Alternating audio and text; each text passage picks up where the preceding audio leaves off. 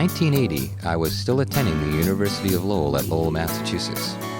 And I had met a friend of mine there, Olaf Westphalen, while living in the dorms at Fox Hall on North Campus. We used to party together. But in addition to that, Olaf played the guitar, and he was involved with a band called Glass Ocean, which was a startup at the end of the previous year. They were based out of Billerica, Massachusetts, the next town over from where the college was located. And they were in need of a keyboard player. And of course, with me writing original tunes and dabbling on the keyboard, I was ready to roll. So on a Friday night, Olaf brought me over to the Glass Ocean jam space with all my gear to jam with these guys. And what transpired was a heavy dose of heavy metal and rock and roll for the time. I figured this would be a great opportunity to cut my teeth with a real cover rock band that was actually working and gigging on a regular basis. Little did I know what a whirlwind ride this was going to be for the next 2 years with Glass Ocean. Filled with heavy metal music, partying, and great rock and roll, in an era where great bands were born.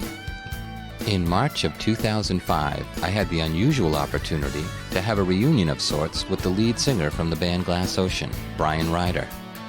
We hadn't seen or spoken for over 24 years, but I thought to myself, who other than the man who helped make the band great should tell the story of Glass Ocean? And we have a special guest in the studio tonight, former lead singer for Glass Ocean, Brian Ryder. Welcome. Hi, Pete. How you doing? Well, before the taping of the program, we talked about a lot of things with Glass Ocean, and I know you've done many things in your life since we've gotten together. And just so many of you will know, we haven't seen each other before this program for just about 25 years now. Yeah, that's about right. And I'd just like to talk a little bit about that. Now, we came in contact with each other because you came over to the Music Mill during the day and tried to touch base with me when you're dropping your daughter off to dance school. And right. Tell us a little bit about that. Now, you're married and you have 2 kids, and both 2 very talented daughters. Can you tell us a little bit about the dance school? Well, it's Dance New England, and it's right next to your Music Mill. They're 10 and 12, my girls, and they both take a variety of jazz, tap, ballet, etc. So you're hanging around for the afternoon, basically. So I figure kill some time, right. Come over to the Music Mill and bang on our doors. Unbeknownst to you, too, we had closed-circuit video of you ringing the doorbell. And I said, geez, that guy looks familiar. I didn't know who you were, but then we got a phone message at the mill. And it was Brian Ryder from Glass Ocean. Right. And I know you've done many things in your career, not only musically, but for employment things. I'd really like to get into that because I'm curious about what have you been doing the past 25 years. But what I want to first touch base on is obviously the band Glass Ocean. And I came into the band as your keyboard player about a year into your band endeavors. And I know in 1979 you had a great group of people. So I've got some photographs here. And I'd like to just see what comes to your mind as I throw a few things at you. Okay. Now, there's an advertisement here for Joseph's in Westford, and apparently this was the first gig that Glass Ocean had done, again, prior to Peter Keyes coming on board. Tell us a little bit about that first gig, if you can take us back there. And this would have been 1979, right? Yes, actually. I had put my name in, or the band's name in, when actually one of the other band members, Olaf Westphalen, and I were in a different band, and then I suddenly got a call from the manager there at Joseph's saying he had an opening. So we had been milling some things around with a few other guys. The band wasn't quite a band yet, but we threw something together. It was like 2 weeks, and we were in. We didn't even actually have the whole name Glass Ocean yet. We had a piece of it. The other guys threw in a piece, so came up with Glass Ocean. And off we went. We opened for a band called Diamond, and there we were, stardom. Right. So that was the beginning. Now, the picture here of the banner Glass Ocean, and we were talking earlier, this was the original band banner that actually stuck around for the remaining 4 years. Tell me about the banner. This was a homemade banner that somebody had made. I forget who now. How was the banner put together? The banner was just, it's like an old English print on it. I think the guitarist, one of the guitarists, Billy, had drawn the outline, and then it lay in my apartment for a few days, and the bass player, Jim, and his girlfriend then at the time, said that they could work on it during the day, so a key went out to them, and they sat for hours with glue and glitter and filled in the lettering, and there you have it. And like you said, the band is stuck for 4 years. So the beginnings of this band, again, well before I got there, was pretty much off the cuff. I mean, you had homemade banners, but you had the first gig at a pretty major club at the time. I mean, Joseph's for the time, and this is going back 1979, was a pretty happening place. And we were talking also earlier that later that club was named Downstage or Downstairs or changed hands a bunch of times. The Underground, that's right. I think it changed a bunch of times. Yeah, and so let's go on to the next gig now. We've got some photos here from the Shawsheen Tech gig, and this is 1979. And apparently, I don't know if I was on board yet. This still may have been before my time, right? Before I came on as your keyboard player. Tell us a little bit about the Shawsheen Tech gig. All right, that was a gig that was gotten by the bass player, Jim. And they, actually the rest of the band had gone to school there full-time. And I went there part-time. And so they went in one afternoon and they were just wondering if there were any openings for bands for the dances. And they just happened to have a cancellation. And so they asked us our price, and the price was given out, and they said, let's go with it. And so there we were. Now, was this actually the second gig for the band? We're kind of going in chronological order here. So you go from Joseph's over to Shawsheen Tech, and this is apparently in just a few short months. So the band's been originated, and the band's out there working pretty fast. Which is my recollection of a lot of things that we did when I came on board. I want to just take a minute and mention the names of the band, because we haven't done that yet. And if you could just tell us a little bit about each person, because I haven't been in touch with anybody, as I've said, for 25 years. Brian is the first member of Glass Ocean that I've actually come across, other than Olaf Westphalen. We had a short meeting too a few years ago. But Brian Ryder was the lead vocalist and harmonicas. Touch a little bit on your harp playing. You're still doing that, I understand. I still do some harp once in a while. Yeah, I'm no Magic Dick or James Montgomery, but I hold my own, and it's always been a passion of mine. Got my first harp with a book of S&H green stamps. I don't know if anybody even knows what those are anymore. Yeah. But those were the little coupons you got when you went supermarket shopping. Okay, and now we were talking also about Bill Belledew, and tell us a little bit about his role in the band and how I know we were talking about stage appearance, his flamboyancy, and he looked like a regular rocker for the time. Oh, Billy definitely was. He loved to play the part. He had a lot of fancy clothes that he liked to wear and that, and he really had a ball with it, and we all did, really.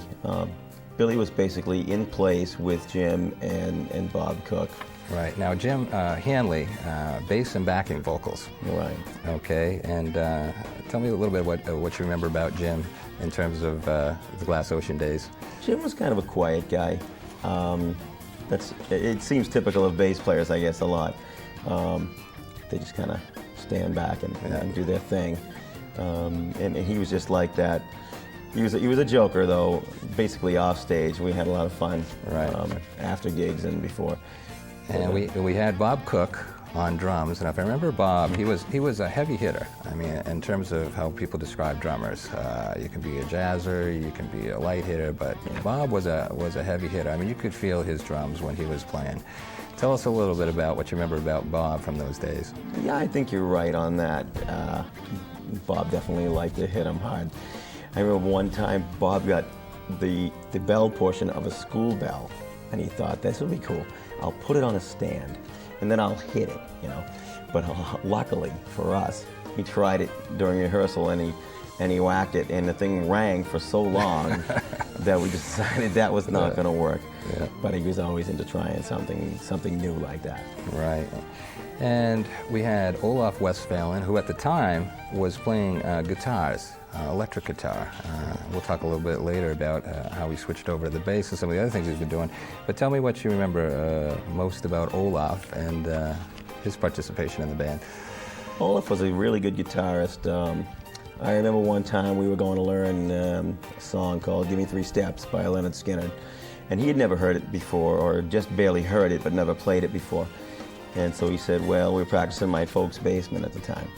And he said, well, let's go up and put it on. So we went up and we put on the album, and he listened to the, it was all lead guitar in the intro, and listened through the whole thing once. And down the basement we went, and there he was playing it. And he had it. He had that ear. He could just listen to something and really tear it up. So he could give it right back to you, basically. Absolutely. All right, and then we have myself, Pete Burwen, who since then was running around in the Glass Ocean days with a pseudonym, Pete Keyboards. I don't know if you remember that. And that evolved over the years, as you figured out, into Pete Keyes, which has really worked well for a lot of other activities I've been doing. But tell me what you remember about my keyboard playing and the things that I was participating in with the band. Well, I certainly remember the Farfisa. Oh, yeah. I had never heard of a Farfisa before. This was a keyboard that Pete had. And the other thing that I remember was now, suddenly you had a Rhodes. That's right, too. So now having two keyboards, you decided you needed a stand, but times being as they were, we constructed this monstrosity out of 2x4s, which we carried around. I think we painted it with some car paint that Jim and Billy had hanging around.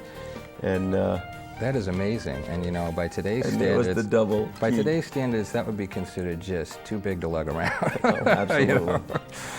But that's how things were when the band was starting. I mean, there wasn't a lot of cash going around. I mean, we were doing the gigs, and that would just about pay for our transportation over there, a few beers after the gig or something. Okay, I want to go on and talk about some more of the gigs that the band was doing, and we've got some more pictures here that we're going to put up, and we've already talked about the Shawsheen Tech gig, and here we are, 1980 at the Windsor Mills Christmas party. Can you tell us a little bit about that, what that party was about, who it was for, and some of the crazy things that may have taken place before or after the gig? All right, that was really a fun gig. I think that was one of the first that you played with us. There were these two guys named Mike and Chicky. I don't know where they came from, but they hired us for this gig at the Windsor Mills, and as it turns out, it's one of these function halls with like an accordion wall that separates the rooms. And the most interesting part about the night was that the people next door had a party also, and they were typically a bit older, some younger people, and they hired what we called a bubble band.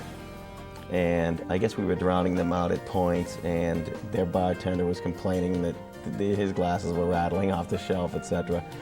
And as it turns out, some folks came over from that party to our party, and they tend to like us a little better, so what we did was we opened the wall, and we ended up switching off. They would play a set, and then we would play a set, as you may remember. And so the night went like that, and it was really a fun time because it was kind of a back and forth between the two bands, and they would kind of scowl at us, and we would just kind of chuckle when they were playing, because we thought it was all funny and they didn't really. Yeah, and one thing I do remember about that gig, after you jogging my memory, and we were talking earlier about how Brian tends to have a photographic memory when it comes to a lot of these things, and for me, a lot of it's a fog. I mean, I was a young kid when I came to see you. You're a little bit, I think we're a little bit old, my elder, a little older than I was, but I was in my late teens, early 20s, and part of my main focus, aside from the music, was just having a good time and partying. And so as you jog my memory about this now, 25 years, I do remember that particular gig. And I think one thing that I remember a lot of the band members feeling at the time was, wow, this is a real boost for us in the fact that people like us to the point that they're willing to circumvent their own entertainment and open up this portable petition, and they want to hear Glass Ocean because we're all hip and we know what's going on, and we've got the song list that's happening, Right. But that was a fun gig. I think that was one of the first ones that I had done with Glass Ocean. Very memorable. The next gig that we have was Yule Lowell 1980, and we've got some pictures that we're putting up about that. Tell us about that. This was down at the Student Union, I believe, or the Student Pub, at that time known as the Rathskeller, right? And that gig also had some nuances to talk about. Can you tell us a little bit about what you remember about the Rathskeller gig at Yule Lowell? Well, Radham, from what I understand, and I never went to school there, I just kind of hung out there and pretended sometimes. But the Rat, I understand, was basically available. The students could put their name on a waiting list or what have you, and just to hire the hall, and the hall got what was the take was at the bar, and the band got whatever we, could charge at the door, get away with charging. Right. And I think that was a birthday party for a boyfriend of a girl that I knew that went to school there. Right. The first one was, and we played several there at Ulol. And that's how that came about, and it tended to be a good gig because, as you and I discussed off camera, there was a happy hour going on, and then those folks would kind of hang out because they'd see a band setting up, and so you'd have kind of a built-in crowd besides the people that we brought in. Right, and you know what? This would be a good time probably to talk about, the way things were then and the way things are now. Back then, this is 1980. For example, the drinking age in Massachusetts. Real key thing that has changed since then I believe it was 18 years old. So yeah, everybody right. going into the student union at that time, it was like open bar. They did have happy hour down there from 4 to 7.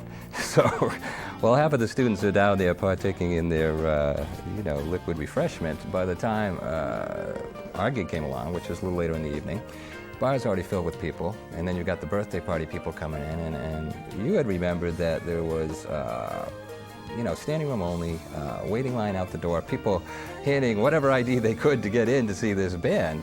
And I remember that was another uplift for the band. Figured Glass Ocean just doing X amount of gigs at that point, and it's like, well, band's going over pretty good. People like us, they're turning out. So what if they've been drinking for 3 hours? So yeah, that was another gig. And the one that followed that, and we've got some more pictures on this, was Cathay Island. And this was a Chinese restaurant up in South Nashua, right? That's Daniel correct. Webster Highway, if I don't forget. It's Yeah. And that was another memorable gig. Had a lot of noted moments, nuances, if you will. Could you tell us a little bit about what you recall from that Cathay Island gig? Well, Cathay Island was a really good gig because it was 4 nights. So it was a big gig for us, although a little tiring. Most of us had day jobs and then staying up until 1 a.m. and then working the next day. But the day jobs was a plus because, you had people from work to come in. And unfortunately, I think that the restaurant itself actually closed not too long after that and became the Ming Garden. But that was a very significant gig because it was, in fact, 4 nights. So. Right, and those of you that have followed the Music Mill source, you're probably pretty educated on the fact that, if you can work as a band for a week, well, back in those days, 5 or 6 nighter, that was really good payday for you. If you were working a weekend, and nowadays things have changed, I mean, really hard pressed to see a club band working for a week. That just doesn't happen anymore for a lot of reasons. But for us, 4-night gig was pretty significant. We felt like, okay, geez, we're on our way now because we're working regular. 4 nights meant we're working regular, right? So the next gig that followed, we had the Old Ferry Way, which was down in Beverly, Mass. We've got some photos on that too, and this was from 1981. And if I recall correctly, I got that gig for the band.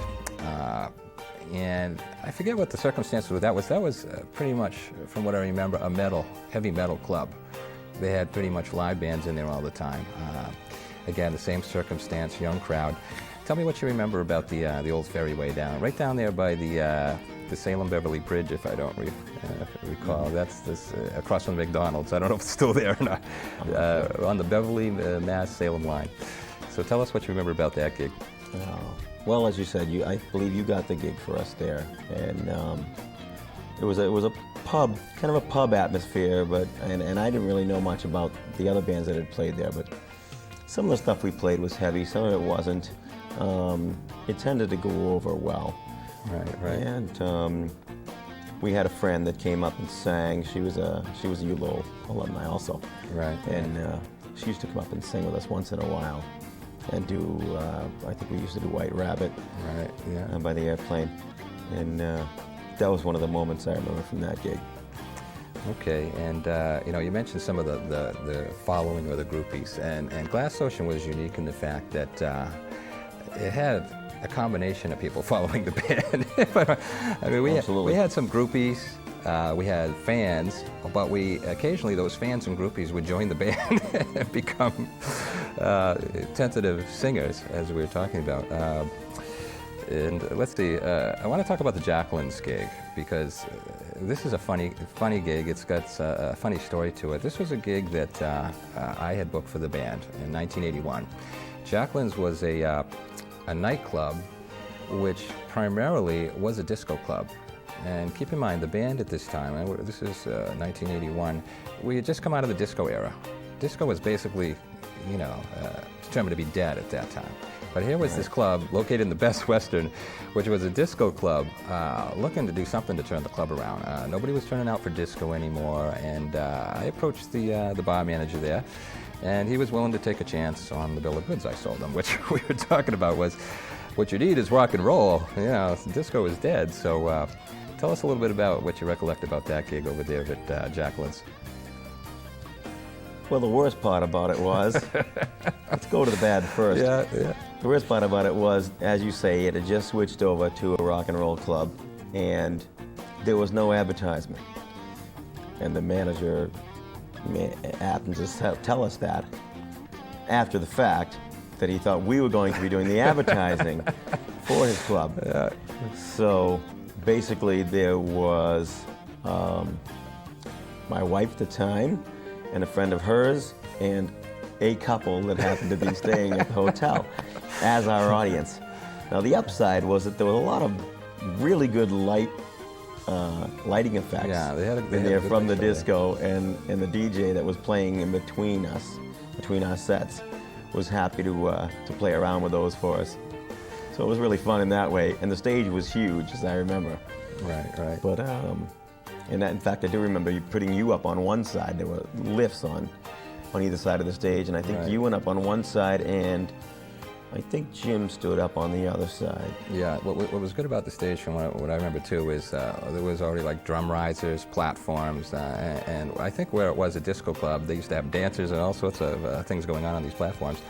But for us, it was like massive stage, and but nobody showed up for the gig, and I believe we were getting the door that night, right? So, band basically ended up with nothing, and you commented that I was, kind of.